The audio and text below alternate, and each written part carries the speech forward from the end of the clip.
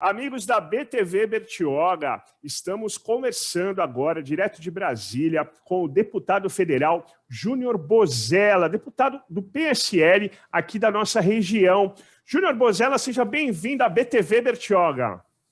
É um prazer, viu, conversar com todos vocês, amigos, espectadores, ouvintes, enfim, uma honra poder participar do programa. Eu já estou um tempão devendo essa participação, rapaz. Mas conseguimos aqui.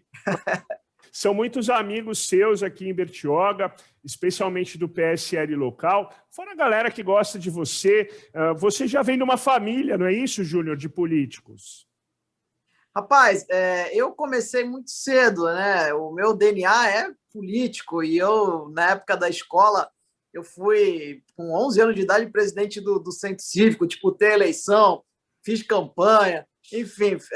E eu acho que isso tudo foi sendo importante aí para a minha formação política. Meu pai foi vereador há muitos anos, o primeiro mandato que meu pai exerceu foi em 1972, e aí eu tive, obviamente, a chance de, dentro da minha casa, ver muito como é que funciona aí o cerne da política, e depois que eu fui evoluindo na vida pública, né? Obviamente que antes da universidade eu cumpri essa agenda aí que eu te falei, militei, fui presidente estadual da juventude no estado de São Paulo. Na faculdade dirigiu o diretório acadêmico, mas a minha formação, meu pai sempre foi muito rigoroso. Ele falou: dia você vai querer disputar a eleição, vai querer ser político, política não é profissão, é vocação. Tu primeiro tem que se formar, montar teus negócios, ganhar teu dinheiro, senão você não vai ter independência para falar o que você pensa, o que você quer, você vai ficar refém, porque você não pode sobreviver de política. Então, meu pai pegava no pé. Então, isso para mim foi bom, porque eu me virei, não tinha moleza, nunca faltou nada na minha casa, sempre tive boas condições. Meu pai, minha mãe me deram uma formação mais do que excelente, é por isso que hoje eu estou aqui, mas meu pai nunca me deu moleza, eu tive que comprar meu carro, tive que pagar minha faculdade, isso foi bom, porque quando eu estabilizei minha vida profissional e financeira, aí eu fui disputar a eleição, aí vivi várias experiências, né? Fui secretário municipal, enfim, antes de ser vereador, disputei a eleição de deputado estadual, disputei de prefeito, fui superintendente da Fundação Nacional de Saúde, a FUNASA, vivi várias experiências. Hoje estou deputado federal, presidente estadual do partido, vice-presidente nacional. Então, assim, eu fui galgando, fui crescendo. Eu ingressei na vida pública, meu pai já não tinha mandato há 3 eleições. Então, foi uma coisa que ele também forçou a barra para que ele não desse moleza, para que eu construísse a minha trajetória. Isso foi bacana. Então, estamos aqui hoje, né? Uma história muito legal. E sente começa tudo, né? Para quem não tem esse rolê assim aqui ainda metropolitano, está há pouco tempo na Baixada. E hoje você, além de toda essa responsabilidade que você estava contando, você também tem a responsabilidade de ser um dos quase pouquíssimos deputados federais da nossa região, né, Júnior? Importante, né? Porque a nossa história política nasceu aqui na região, né? Eu, como te disse, eu sou nascido e criado em Santos, tenho uma história com a cidade de Santos, né? Morei em Santos, enfim, faculdade, escola, meus amigos de infância. Fui diretor do Santos Futebol Clube, das escolas de base, Meninos da Vila, conselheiro do clube, então tem toda uma identidade, né? Mas a carreira política em si começou em São Vicente, quando eu fui secretário municipal de Segurança Alimentar e Combate à Fome, fui vereador na cidade de São Vicente, né? Eu, em um ano de vida pública, eu era vereador, eu disputei a eleição de deputado estadual, eu saí de 4 mil para 50 mil votos, né? Então, assim, foi uma votação expressiva. Fiquei na suplência de deputado estadual, depois fui convocado para assumir o mandato. Disputei a prefeitura de São Vicente, então é legal você ser um filho da terra, né? E hoje ter esse protagonismo aí a nível nacional, uma honra para mim ser deputado federal, e assim, sem ter tido uma herança, né? Meu pai não foi deputado, né? Então tive que construir essa trajetória, galgar, e eu acho que eu devo tudo isso à minha família mesmo, meu pai, minha mãe, que sempre foram rigorosos na minha educação, na das minhas irmãs, e me permitiu hoje ser um homem responsável que consiga aí, de alguma forma, representar a população, e procuro representar bem, né? Com independência, com firmeza, com correção, enfim. E o nosso mandato, graças a Deus, tem entregue aí resultados aí para a população da Baixada Santista e de todo o estado de São Paulo e do Brasil também como um todo, né? Eu faço programa de entrevista há muitos anos, em muitas rádios e TVs. Agora a gente está aqui com a nossa BTV Bertioga, começando o nosso trabalho próprio, vamos dizer assim.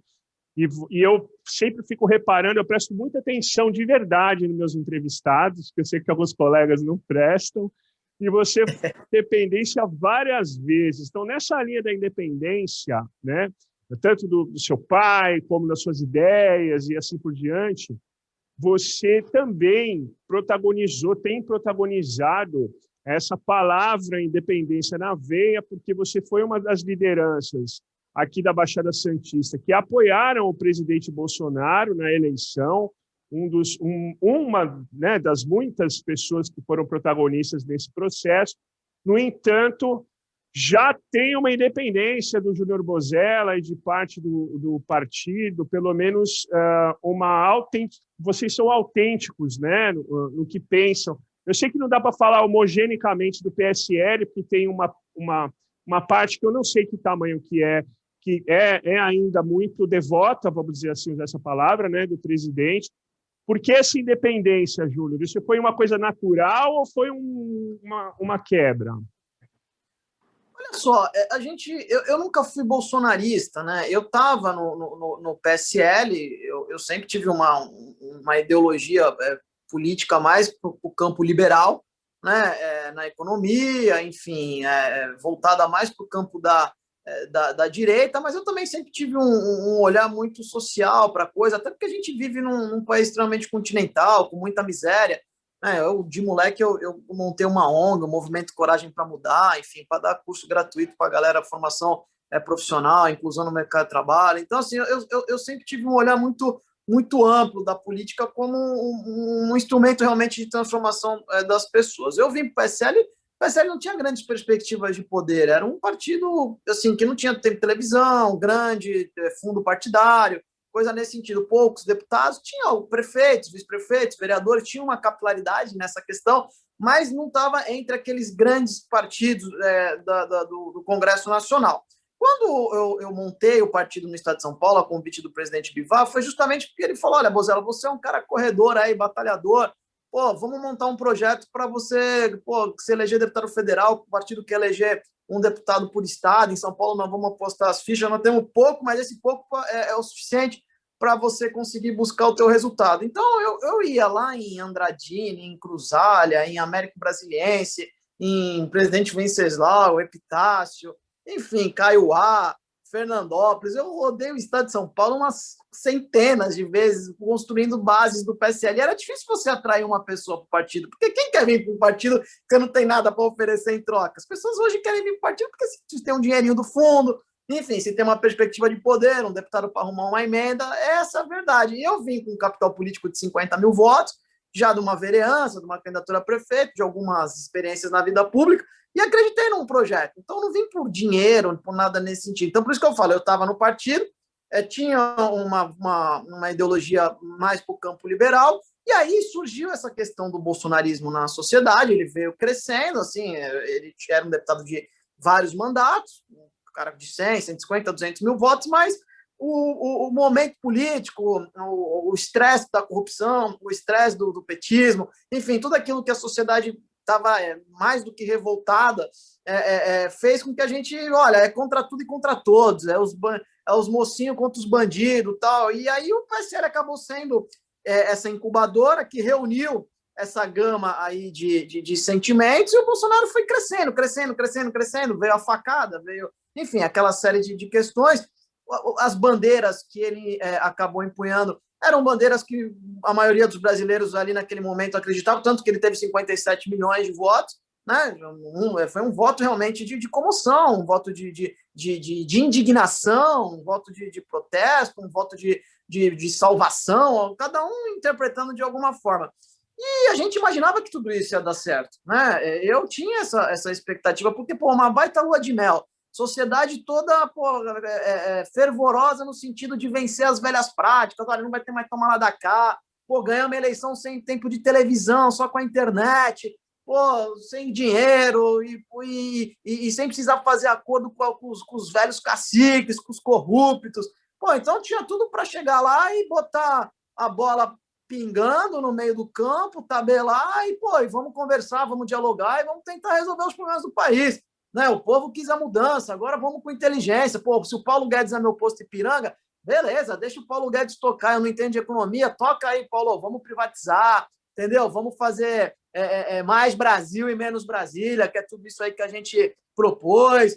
Olha, Moro, tu é o cara aí, você foi um herói nacional, uma bandeira importante aí que a gente acreditou. Pô, todos nós usamos do Moro, da Lava Jato, nós, candidatos, né, que estavam nesse projeto de mudança de país, o Bolsonaro, eu, enfim, tantos outros dentro do PSL, os que se elegeram, os que não se elegeram, os que não foram candidatos, mas acreditaram na mudança que o Moro ajudou a provocar no combate à corrupção. Então, tudo isso era a nossa expectativa, o nosso anseio. E ele realmente, quando ele falou que ia dar carta branca para esses ministros, ele não deu, né? Ele foi cerceando, interferindo no COAF, na Polícia Federal. Eu participei de reuniões dentro do Palácio com a bancada do PSL. Pô, eu vi, por exemplo, lá a Carla Zambelli xingar o presidente, chorar. Você nos traiu, porque você falou que não ia interferir, que o Moro era o cara, que o COAF não ia acabar, tal, e agora você está dizendo que está sendo pressionado pelo Centrão e vai ceder, e bateu a porta na cara dele e tal. Só que essa galera, eles têm uma dificuldade enorme, porque eles não são da política, assim, o negócio deles, eles aprenderam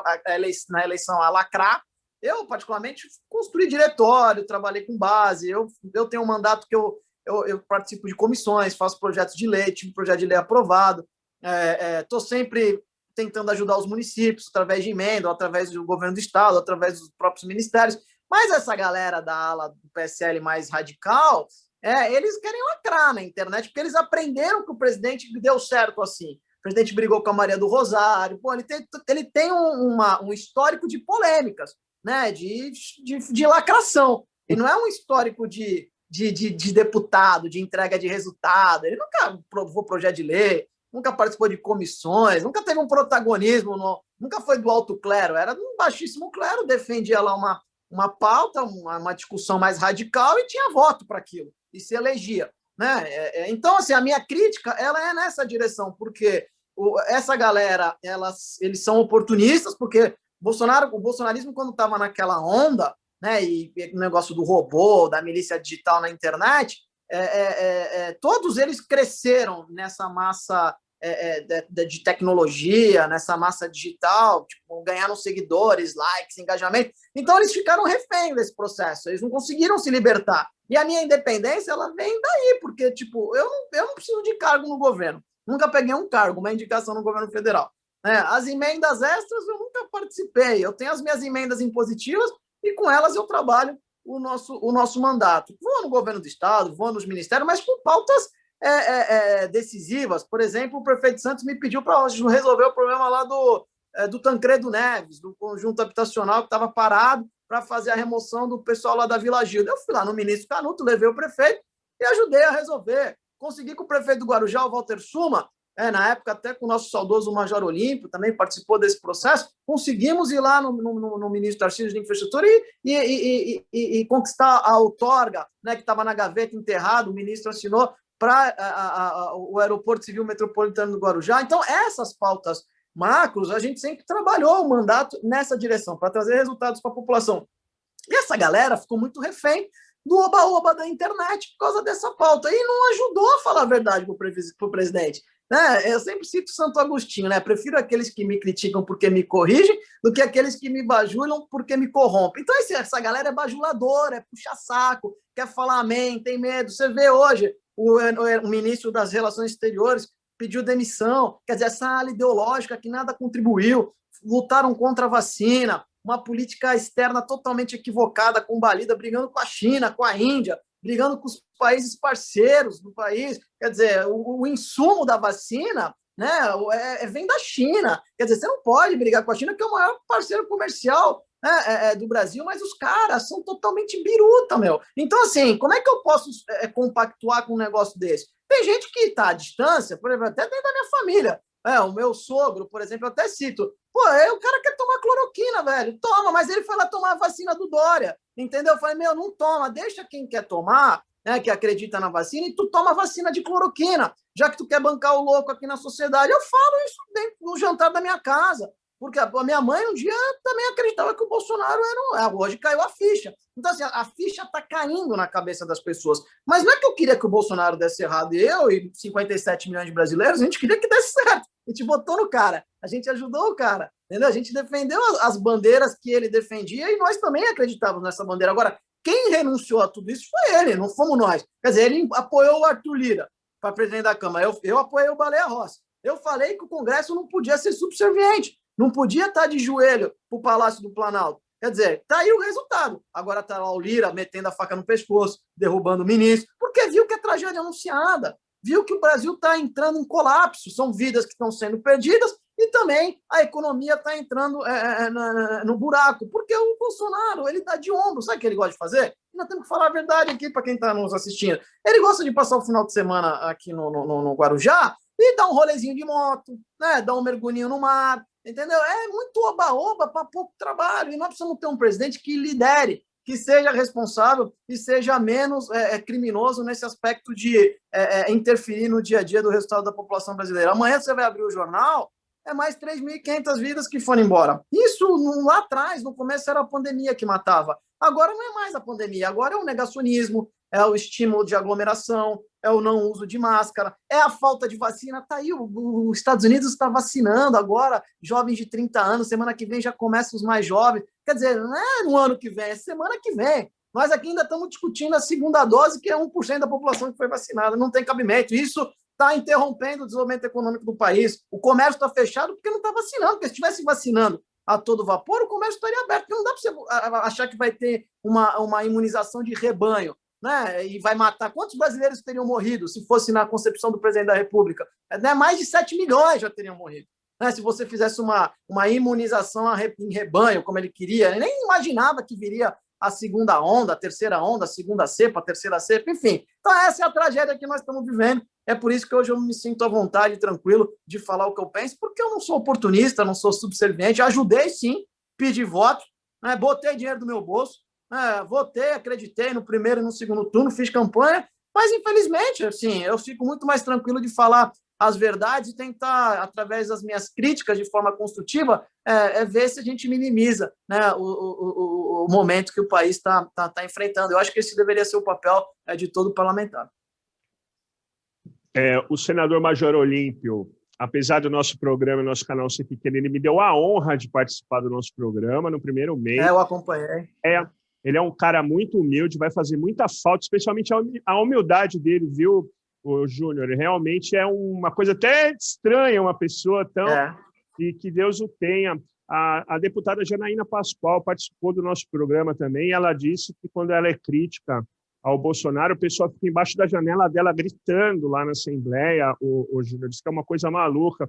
Esse fanatismo tem remédio, ou soltar o Lula foi jogar gasolina no fogo, assim, esse fanatismo vai aumentar mais ainda, Júnior, para a gente fechar aqui essa sua análise tão brilhante do momento que a gente está vivendo até agora.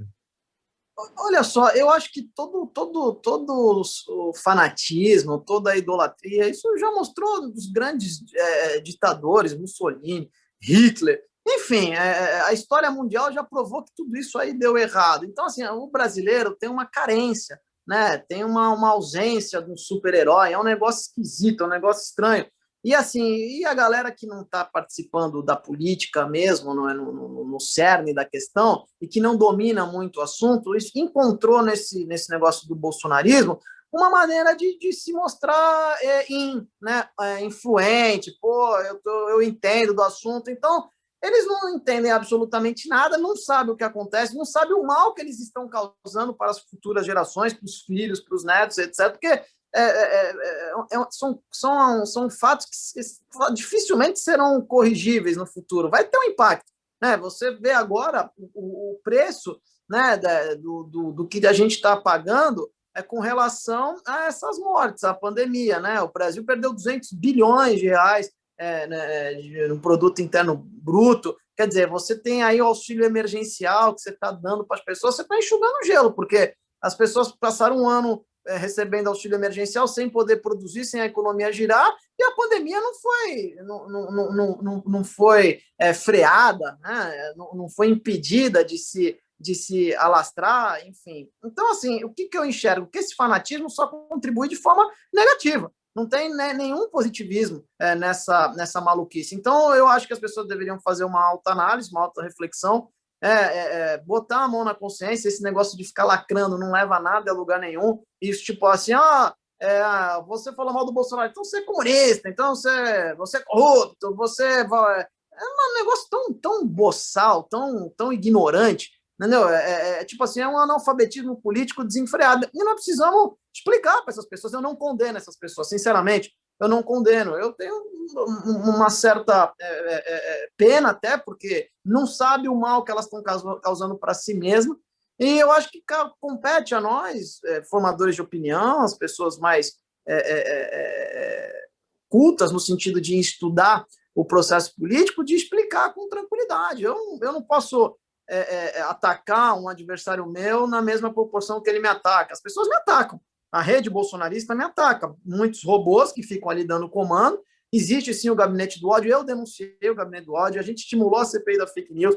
Em São Paulo, eu entrei com ações no Ministério Público. A gente desmantelou o gabinete do ódio, o braço do gabinete do ódio na Assembleia Legislativa. Era dinheiro público, sendo investido no horário de trabalho, para poder assassinar reputações. Então, é um crime que vem acontecendo, porque eu não sou eu vítima. A gente teve não sou só eu a vítima disso tudo. A gente teve recentemente agora aqui um caso no Guarujá, você lembra daquela mãe que foi espancada porque falaram que ela fazia um culto de magia negra. Quer dizer, era uma fake news. Então, assim, quantas pessoas são vítimas na sociedade da fake news? Então, não é uma questão política só apenas, né? Há um espectro a ser analisado nisso tudo. E nós precisamos ter responsabilidade, os homens públicos, as pessoas de bem, que formam opinião para explicar para essa ala da sociedade mais fanática, tal, que eles estão cometendo um equívoco, porque o presidente está numa boa.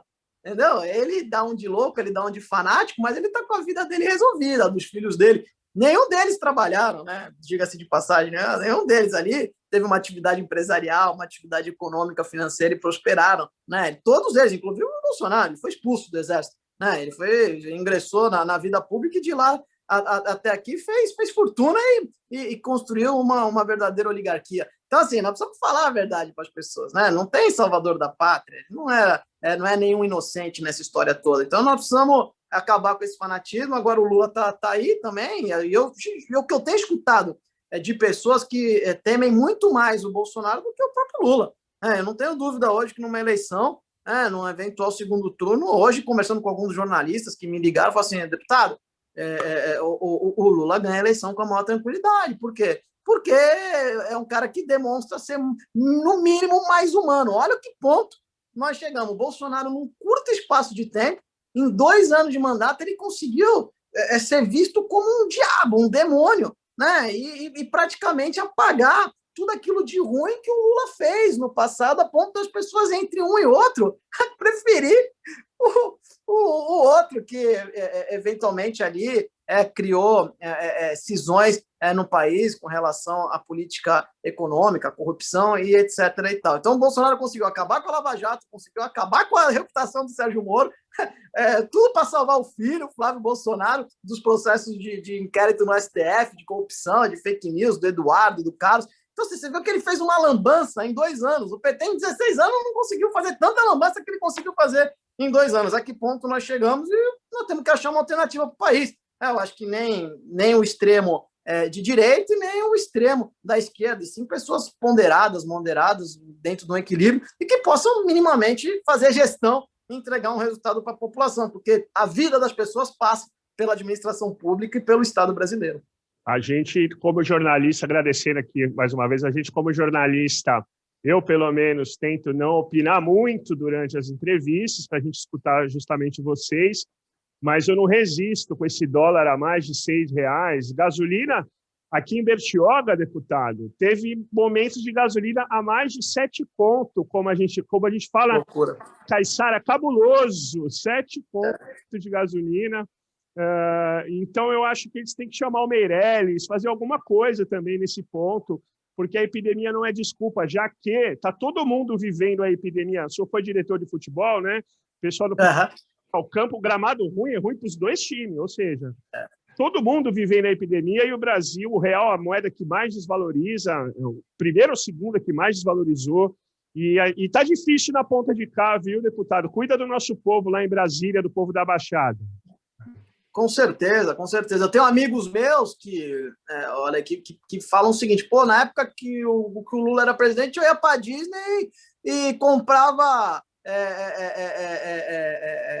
um monte de coisa com o dólar a R$ 2. Hoje eu não consigo ir lá e comer, porque o dólar é a 7. Você vê o nível de comparação, porque é verdade, você tinha uma política econômica na época, né, do governo do PT que minimamente era melhor do que a gente tá vendo nos dias atuais. Então as pessoas acham, pô, me decepcionei, eu votei no Bolsonaro, mas pô, parecia que eu era feliz e não sabia a que ponto a gente chegou, né? E também, assim, contra fatos não há argumento. A gente precisa levar em consideração. Eu sempre falo o seguinte: todos os governos tiveram uma marca. Inclusive, o Estado de São Paulo ontem trouxe uma reportagem disso aí. Eu tinha feito um Twitter disso há uns meses atrás.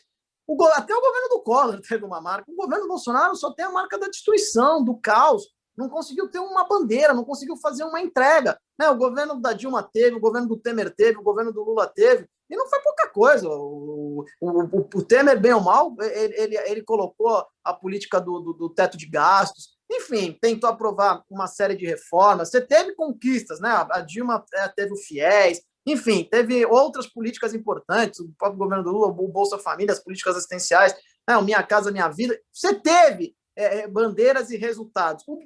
Me fala qual é a marca desse governo. Né? A política econômica é um desastre. O Paulo Guedes não consegue privatizar, não consegue resolver absolutamente nada, não põe em curso nenhuma reforma, não coloca em curso nenhuma privatização, tudo aquilo que foi prometido. A única coisa que funciona é onde ele tem os ventrílocos dele, as marionetes, que era esse cara que pediu demissão hoje nas relações exteriores, que ficava o dia inteiro xingando a China, que nada adiantou, né? Só atrasou o nosso processo. E o tal dos ministros lá do meio ambiente, que é um puta louco também, um louco, desvairado, que fica o dia inteiro queimando o filme do Brasil no exterior. Que investidor em sã consciência internacional vai querer colocar um centavo de dólar aqui, de euro no Brasil, com uns malucos desse, um brigando o dia inteiro com a política externa e o outro remando contra a maré, querendo passar uma boiada no meio ambiente. Você acha que as pessoas não assistem o que está acontecendo lá fora? Eu acho que assiste. O Brasil hoje virou pária mundial. Todo mundo quer isolar o Brasil. Ninguém quer vir aqui para investir um centavo de dólar sequer.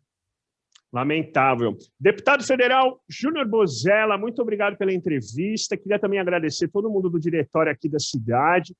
O ex-prefeito Orlandini te mandou um abraço. Também, em nome dele, eu falo de todo mundo do diretório aqui da cidade, para não esquecer. Legal. Ninguém. Agradecer a Chilene também, sua assessora. Queria que você aumentasse o salário dela, tá bom?